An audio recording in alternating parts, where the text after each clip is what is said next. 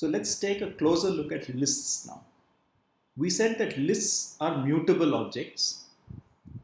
So if we have a list called list 1 whose values are 1, 3, 5, 6, and then we assign list 1 to the name list 2, then we said that both list 1 and list 2, in this case because lists are mutable, will be pointing to the same list 1, 3, 5, 6.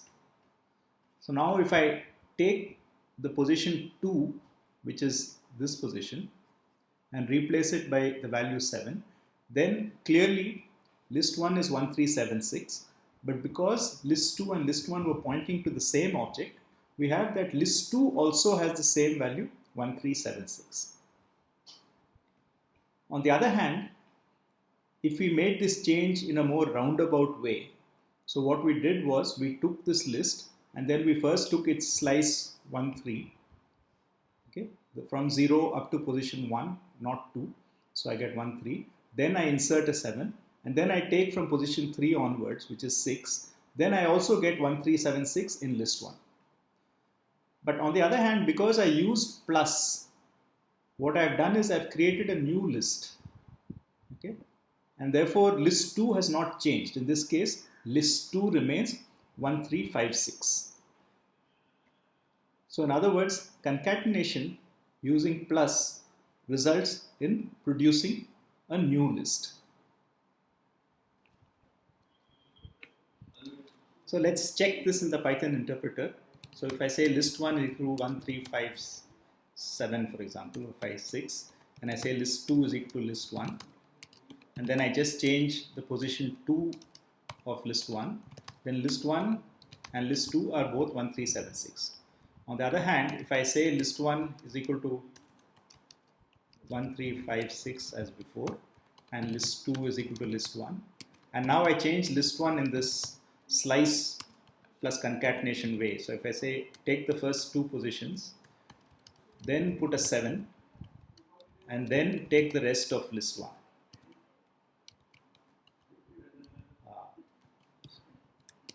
Okay, so now list 1 is again 1376, but list 2, which was pointing to list 1, is no longer pointing to list 1 because the plus has created a new list, right? And so the new list is not the same as the old list, so list 2 continues to point to the old list, so it's 1356. So this is an important point that one has to keep in mind regarding mutability. If we start reassigning a list using plus, we get a new list. This also applies when we do it inside a function. If inside a function we want to update a list, then so long as we don't reassign it, we are okay. But if we put a reassignment using plus, then the list that is being updated inside the function will not reflect outside the function. So we always have to be very careful about this.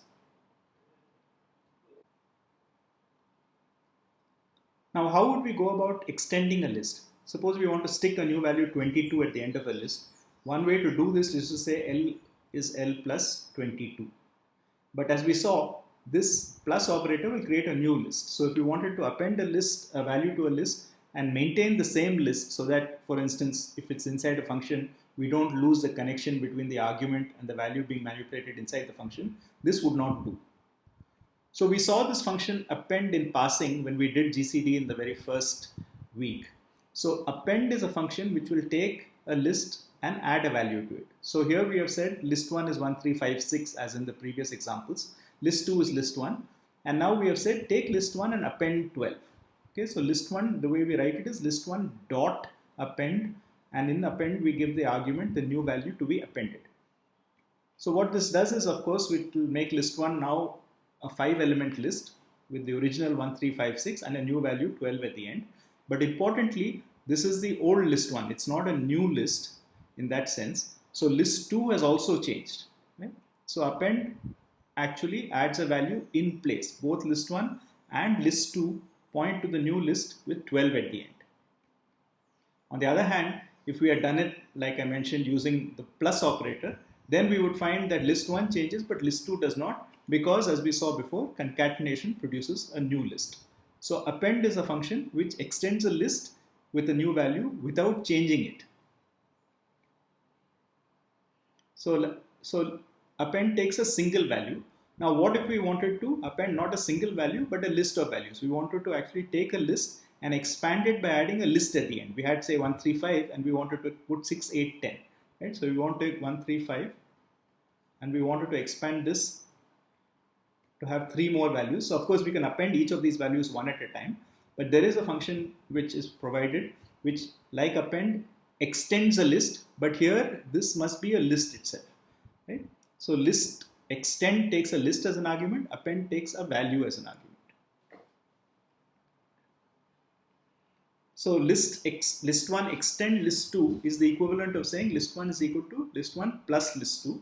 But remember that this must be a list. Okay, it's not a single value, it's not a sequence of values, it's a list. So this must be given in square brackets. You must give 6, 8, 10 as an argument to the extend function. Now this is to add elements to a list. There is also a way to remove an element from a list. So this is one way to remove it by specifying the value. So we are not looking at a particular position, we are looking for a value x, and list1 remove x removes the first occurrence of x in the list. Now you may ask, what happens if there is no occurrence of x in the list? Well, in fact, this will give us an error. So you have to be careful to use remove only if you know that there is at least one copy of x. And remember, it only removes the very first occurrence. It doesn't remove all the occurrences. So if there are 10 occurrences of x in list 1, only the very first one will be removed.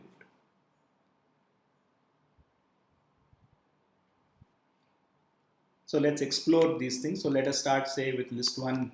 So remember from the previous lecture, we said we can take range and produce a list. So now if I do this, I have list 1 is 0, 1 up to 9.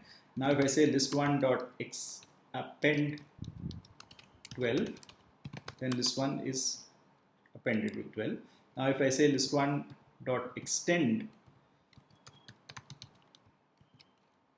say 13, 14, then list1 now has 13, 14 at the end. Right? So this is how append and extend work.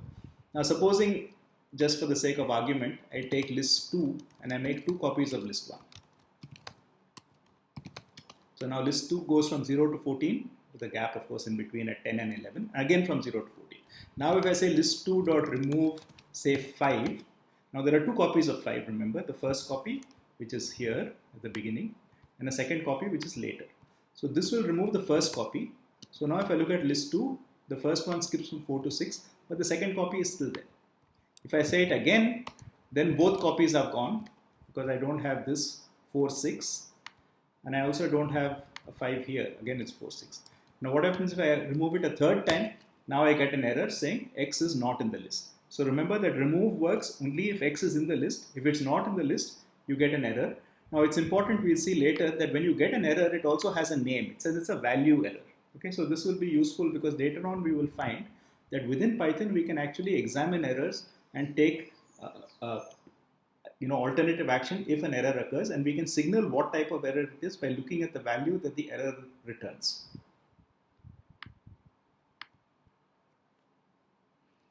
So the append function looks a little bit different from the other functions we have seen so far. We would normally expect a function append to take 2 arguments, the list and the value to be appended. So we would think that the correct way or the natural way to write append would be to say append to list1 the value x. On the other hand, what we have is this funny notation which says to list1 apply the function append with value x. Right? So in Python terminology, list1 is an object and append is a function to update the object, and x is of course an argument to the function append. So in such a situation, we have an object and we then apply a function to it. So we use the function attached to the object by using the dot notation rather than passing the object to the function, which is a more normal way in which we think of functions. Right? So we will come back to this point later on in maybe 2-3 weeks from now when we look at what is called object-oriented programming within Python. So there is another way to expand and contract lists in place, and this is by directly assigning new values to a slice. So we go back to our old example, list 1 is 1356 and list 2 is list 1. Now what we are saying is that take the slice from position 2 onwards and assign it the value 7, 8. So remember the positions are 0, 1, 2, 3. So what this is saying is take this slice, namely 5, 6, and replace it by 7, 8. So what we get is that, of course, list 1, the slice 5, 6 is replaced by 7, 8. But this slice replacement happens in place. So it's a bit like assigning a new value at a given position. If I say list 2 is equal to 7, we said that position 2 becomes 7. So in the same way, if I say that list 1 from slice 2 to the end becomes 7, 8, it changes 5, 6 to 7, 8 both in list 1, but it also does not change where it's pointing to. So list 2 also gets affected. So both of them now say 1, 3, 7, 8. Now here we had a slice of length 2 and we replaced it by a new list of length 2. So we preserved the structure of the list in terms of the number of positions. This is not required. Python allows you to both expand and shrink a slice. So for instance, you could have taken that list. Now let us say we have this 1, 3, 7, 8, and again we want to take the slice 2 onwards, which has 2 positions, and we can say replace it by a list with 3 values.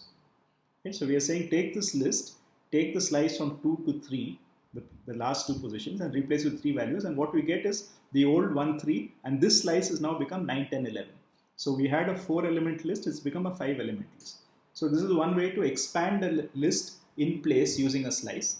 The other thing we can do is shrink a list. We can put a smaller thing. So supposing we want the list to have just one value in the positions 0 and 1. So we take the slice 0 to 2, which will give us these 2 positions. So now we have a slice of length 2, but we assign it a list of length 1. So this 1, 3 is replaced by just a single 7. Right? So now we had a list of length 5 after the previous expansion, which has now become a list of length 4 after this contraction. So with slices, you can replace a slice in place. This can produce a bigger list or a smaller list depending on what you put in. But as you can imagine, this can be very confusing. So you should be careful that you know what you're doing if you're trying to directly update slices in the list. One of the very common things that we want to know about a list is whether a value exists in a list. So Python has a very simple expression called x in L. So x in L returns true if the value x is found in the list L.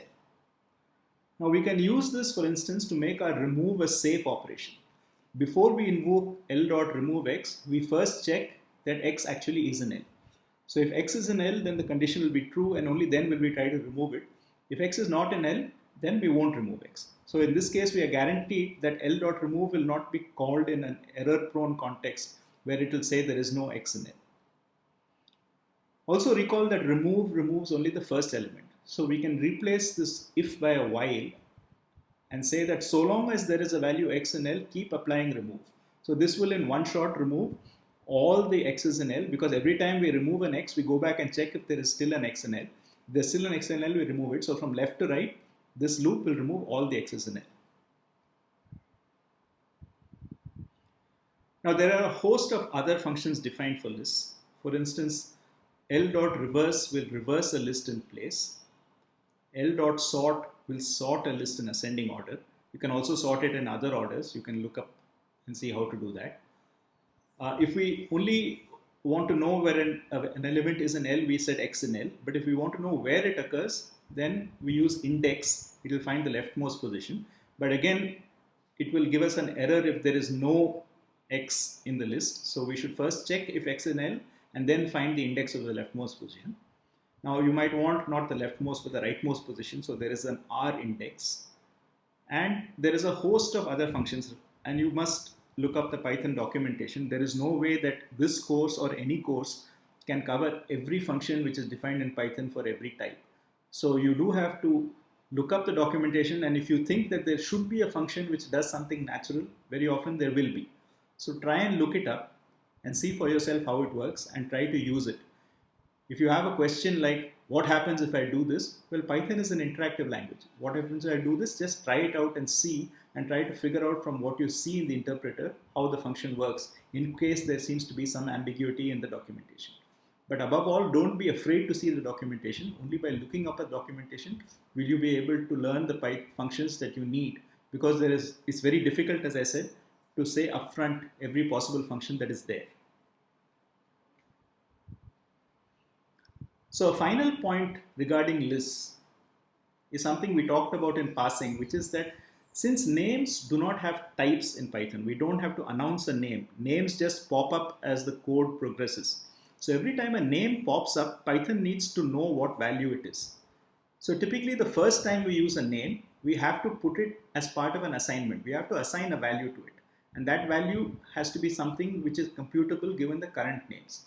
So if we want to assign, for instance, to the name y, the expression x plus 1, at this point implicitly x must have a value, otherwise x plus 1 cannot be evaluated. So if x has not been seen before, and for the first time in my code I see it on the right hand side of an assignment, it means that I'm expected to produce a value for x, but no value has been assigned so far, and this will give you an error. So this is quite easy to spot, right? So when you write something and you see something on the right hand side and you have not seen it before, then it means that Python will flag an error, and it's not very difficult to understand why this is so. Now with the kind of list functions we saw now, it's a bit more subtle. When I say L dot append V, there is no equal to sign. So it's not immediately obvious that L dot append V requires L to already be having a list value. Why can't I just append V, for example, to an empty list? Well, of course I can append V to an empty list, but how does Python know that L is an empty list? Right? So Python needs to know that L is a list before it can apply this append function. So we saw this small function earlier, which computes the factors of n. So essentially what it does is, it takes all numbers in the range 1 to n. So I take 1 to n plus 1 so that I run through the sequence 1 to n. And if a number divides n evenly, if there is no remainder, I've used the append function now to append I to the list of factors which I will return. So now the catch with this is that when I come for the first time to this statement, the first factor, which will be 1 of course, because 1 will always be a factor, Python will have to ask why flist has the ability to append a value, because flist has never been encountered till this point. So we were careful when we wrote the code. Of course we used plus because we did not use append in that code, but it's the same thing, right? So we have to be careful to insert this initialization. So this initialization is only needed to tell Python when this first append happens that it is indeed the case that flist is of type list, and therefore the append function is a valid function to apply to this name. Without this you will get an error. So just remember that you always have to make sure that every name that you use is initialized to a value the first time, so that whenever it appears later on, the value is clear, and therefore what operations are allowed for this name are also clear to Python. So to summarize, what we saw is that we can extend lists in place using functions like append, extend, and so on. We can also assign a new value in place to a slice of a list, and in the process expand or contract the list, but this is something to be done with care. You must make sure you know what you're doing on. There are several built-in functions on list. We will see some of them as we go along and use them and describe them as we see them, but it's impossible to document all of them and to go through all of them, and it's also very boring to just list out a bunch of functions. So do look up the tutorial and other documentation which is available, which I mentioned in the earlier weeks, so that you can find out what kind of functions are available.